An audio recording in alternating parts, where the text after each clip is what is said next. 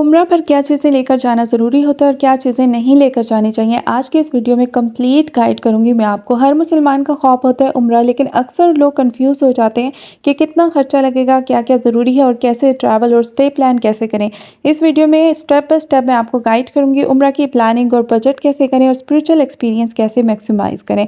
अच्छा, last time जब मैंने वीडियो आप लोगों के साथ शेयर की थी, उम्रा की तैयारी थी, अभी जब मेरी मदर इन लॉ उम्रा पर गई थी रिसेंटली, जो मैंने वीडियो लगाई थी 2025 में, तो इतने अच्छे कमेंट्स आए, इतने माशाल्लाह से लोगों ने इतना अच्छा रिस्पांस दिया, लाइक किया और मुझसे ना बहुत ज़्यादा क्वेश्चंस भी कर रहे थे उस वीडियो पे। काफ़ी के आंसर्स भी मैंने कर दिए थे, लेकिन मैंने सोचा इस पर ना एक कंप्लीट डिटेल वीडियो बना लेती हूँ। अपनी मदर इन लॉ से भी मैंने बहुत सारी इन्फॉर्मेशन ली है और एक कंप्लीट डिटेल वीडियो आप लोगों के साथ मैं शेयर कर रही हूँ। इसमें जितना भी लगेज वगैरह, जो चीज़ें साथ लेकर जानी है, जो नहीं लेकर जानी, सारी चीज़ें मैं इस पे एक्सप्लेन करूँगी इंशाल्लाह। तो आपने वीडियो को एंड तक देखना है, इसका कोई पार्ट भी आपने मिस नहीं करना, अदरवाइज़ फिर आप कन्फ्यूज़ ही रहेंगे। अच्छा, जब फर्स्ट टाइम इंसान जा रहा होता है ना, तो उसको कुछ भी पता नहीं होता, वो बहुत ज़्यादा कन्फ्यूज़ होता है कि ऐसी क्या चीज़ें वहाँ पर लेकर जाएँ और क्या नहीं लेकर जाएँ। तो जब मेरी मदर इन लॉ भी अभी जा रही थी ना, तो हमने काफ़ी ज़्यादा नेबर्स वगैरह से पूछा था, जो अभी रिसेंटली करके आए थे या फिर जो रिश्तेदारों में करके आए थे, उनसे भी पूछा था। तब जाके हमने प्लान किया था, शॉपिंग की थी, सारी चीज़ें वगैरह पैक की थी। क्योंकि हर चीज़ प्लानिंग से ही होती है। अगर प्लानिंग ना हो, इस तरह तो उठ के इंसान नहीं जा सकता। सबसे पहले इंसान को कहीं भी जाना होता है, इवन कहीं आउट ऑफ सिटी भी जाना होता है, तो उसके लिए भी पहले इंसान को प्लानिंग करनी पड़ती है। तो बस इसलिए फिर हमने भी प्लानिंग की थी और सारा कुछ जो था ना, वो मैंने उस वीडियो में दिखाया था। अगर आप लोगों को उसका लिंक चाहिए तो डिस्क्रिप्शन में मैं दे दूँगी। उसमें तो मैंने बहुत ज़्यादा डिटेल में बताया कि क्या चीज़ें लेकर जानी चाहिए और क्या नहीं लेकर जानी चाहिए। अच्छा, उन सारे कमेंट्स का मैं यहाँ पर आंसर भी कर दूँगी, ताकि सारे आपको जो जितने भी डाउट्स हैं ना, वो क्लियर हो जाएँ। तो व्लॉग को स्टार्ट कर लेती हूँ। अस्सलाम वालेकुम, आई होप कि आप सब ठीक होंगे और खैरियत से होंगे। अल्हम्दुलिल्लाह मैं भी खैरियत से हूँ। आज का टॉपिक बहुत इंपॉर्टेंट है, उम्रा का कंप्लीट गाइड।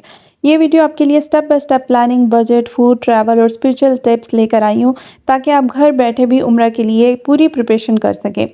उम्रा के लिए ट्रैवल प्लानिंग सबसे पहला स्टेप है। अगर आप पाकिस्तान से जा रहे हैं, जो फ़्लाइट टिकट्स का खर्चा डिपेंड करता है सीज़न और एयरलाइन पर होता है। पीक सीज़न जो होता है, लाइक जैसे रमज़ान और हज के आसपास में, जब फ़्लाइट एक्सपेंसिव जो होती है ना, वो थोड़ी सी एक्सपेंसिव होती हैं और ऑफ सीज़न में कंपैरेटिवली उससे थोड़ी सस्ती होती हैं। आई थिंक आप लोगों को क्लियर हो गया होगा। इस ये कमेंट्स हैं सारे जो लास्ट वीडियो में आपने किए थे, तो इसमें बहुत सारे जो है ना, उनके आंसर्स भी मैं कर दूँगी। अच्छा, बजट टिप क्या होती है? अगर खर्च का अप्रॉक्स एस्टिमेट लगाए ना, जब जाने का और आने का कंप्लीट, फ़्लाइट रिटर्न में पूरा आपको बता रही हूँ, 2000 से लेकर 4000 रियाल जो है ना, वो आपका खर्चा हो सकता है। ये आप पे डिपेंड करता है कि आपने कितना लग्ज़री, कितना अच्छा होटल लेना है, कितना अच्छा खाना खाना है, ये डिपेंड करता है। अच्छा, मैं उन लोगों के लिए वीडियो बना रही हूँ जो लोग जोड़-जोड़ के पैसे, उनको तड़प होती है वहाँ जाने की, लेकिन वो कहते हैं हम कम खर्चे में सारी बातें भी पूरी कर लें, सारा कुछ कर लें और वापस भी आ जाएँ। तो ये पूरा जो है ना, एक पूरा एस्टिमेट लगा के मैं आप लोगों को दे रही हूँ। अच्छा, होटल का पर नाइट का जो खर्चा होता है ना, वहाँ पर 150 से लेकर 400 रियाल तक होता है। ये लोकेशन और फैसिलिटीज़ के हिसाब से भी डिपेंड करता है। अगर आप ग्रुप में होते हैं, तो अगर आप लोग ज़ियारतें वगैरह करने जा रहे हैं, तो वो फिर शेयर्ड भी हो जाता है। उसके अलावा फूड एंड ड्रिंक्स का अगर देखें, उम्रा के दौरान खाना और ड्रिंक्स का जो खर्चा होता है ना, वो ज़रूरी होता है। आप सिंपल खाना या रेस्टोरेंट प्रेफ़र कर सकते हैं। खाने का एस्टिमेट अगर मैं आपको दूँ, तो ब्रेकफ़ास्ट जो होता है वो 10 से 15 रियाल का हो जाता है। लंच 20 से 40 रियाल तक होता है। डिनर 25 से 50 रियाल तक होता है। अगर कोई ड्रिंक लेते हैं, टी, वाटर, तो 5 से 10 रियाल तक। अच्छा, मैंने ना लास्ट वीडियो में इतनी सारी चीज़ें शेयर की थी, जब हम लोग पैकिंग कर रहे थे, तो बहुत सारे लोगों ने बताया था कि वहाँ पर जो है ना, खाना बहुत महँगा पड़ जाता है।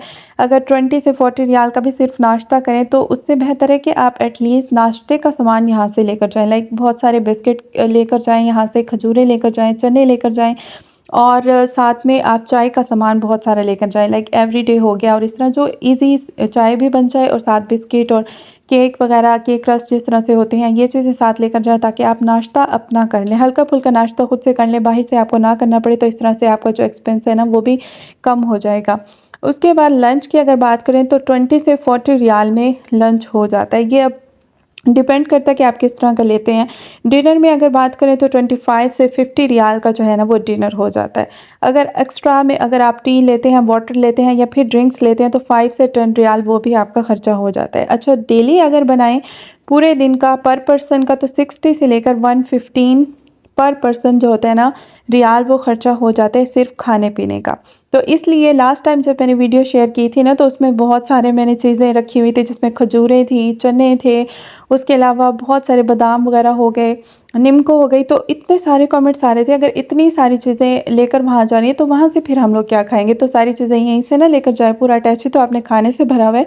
तो ये चीज़ें अगर आप लेके जाएँगे तो जब भी आपको भूख लगती है तो आप खा सकते हैं।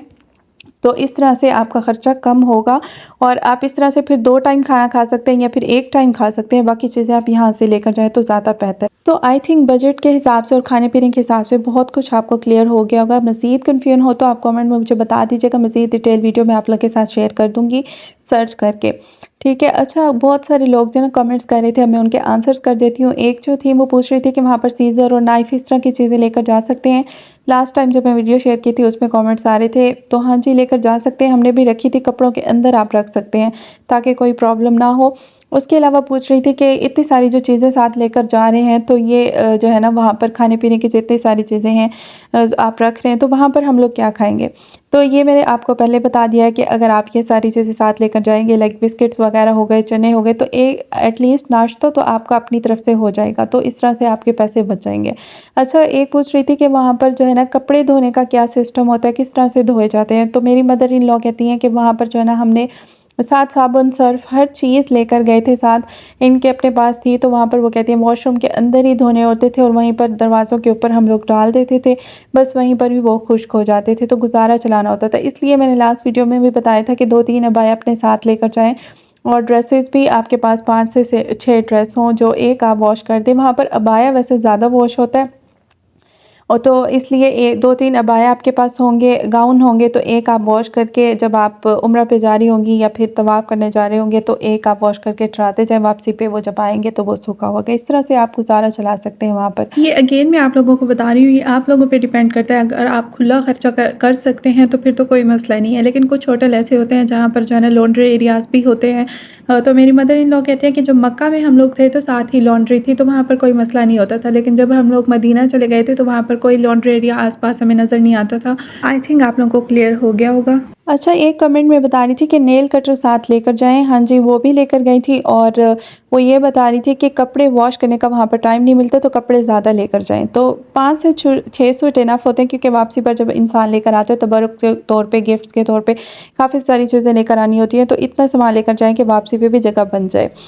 अच्छा, एक कमेंट कर रही थी कि उम्रा पर जा रही हैं या सी साइड पे? बेकार के निम्को वगैरह हर चीज़ आपने रखी हुई है, तो आप वहाँ पर जब जाते हैं फिर आपको पता चलता है कि आपके पास कुछ अगर होता है ना तो वहाँ पर बहुत ज़्यादा फ़ायदा हो जाता है।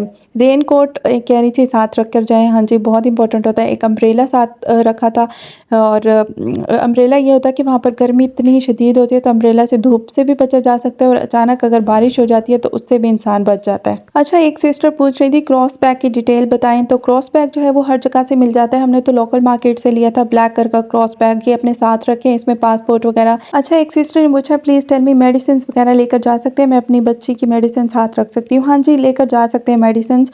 और शूज़ और चप्पल कहाँ से ली हैं? अच्छा, शूज़ और चप्पल जो लिए थे ना ये बहुत सॉफ्ट होनी चाहिए, मतलब जितनी सॉफ्ट अच्छी ब्रांडेड आप शूज़ लेकर जाएँ, क्योंकि वहाँ पर सिर्फ चलने का काम होता है। तो यहाँ से ना बहुत अच्छे वाले आपने शूज़ लेकर जाने हैं ताकि आपके पाँव पे छाले वगैरह ना हों। तो मैं लोकल मार्केट से ली थी, लेकिन बहुत अच्छे वाली ली थी जो कि सॉफ्ट थी। तो गाइज़ आज के वीडियो में आपको बहुत कुछ क्लियर हो गया होगा। अगर फिर भी कोई कन्फ्यूजन हो तो आप कमेंट करके मुझसे पूछ सकते हैं। मज़ीद मैं सर्च करके अच्छी डिटेल वीडियो आप लोगों के साथ शेयर कर दूँगी। और जो लोग भी उम्रा पर जा रहे हैं हमें दुआओं में बहुत याद रखिएगा, बहुत याद रखिएगा दुआओं में। अल्लाह ताला सबको वहाँ पर अपने घर में हाज़िरी नसीब फ़रमाए। और ये सफ़र बहुत प्यारा होता है, सबको तड़प होती है अल्लाह ताला का घर देखने की। जो लोग भी जा रहे हैं उन सबसे रिक्वेस्ट है कि वहाँ पर जाके हमें दुआओं में ज़रूर याद रखिएगा, हमारे लिए भी बहुत सारी दुआएँ कीजिएगा। और उम्मीद है आज की वीडियो काफ़ी हेल्पफुल लगी होगी आपको। अगर हेल्पफुल लगी हो तो मेरे चैनल को भी लाइक, सब्सक्राइब एंड शेयर कर दीजिएगा ताकि इस तरह की और अच्छी-अच्छी वीडियोज़ आपको मिलती रहें। इंशाल्लाह मिलती हूँ नेक्स्ट वीडियो के साथ। दुआ में याद रखिएगा। अल्लाह हाफ़िज़।